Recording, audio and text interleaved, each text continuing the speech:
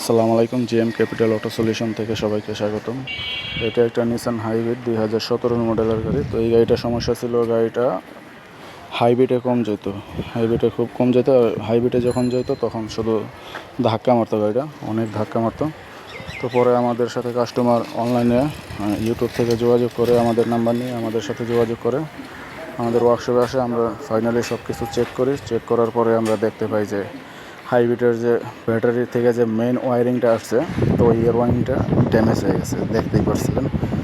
তো আপনাদের যদি এর ধরনের কোনো গাড়ির সমস্যা হয়ে থাকে, এই যে আমাদের নাম্বার, এই নাম্বারে যোগাযোগ করতে পারেন।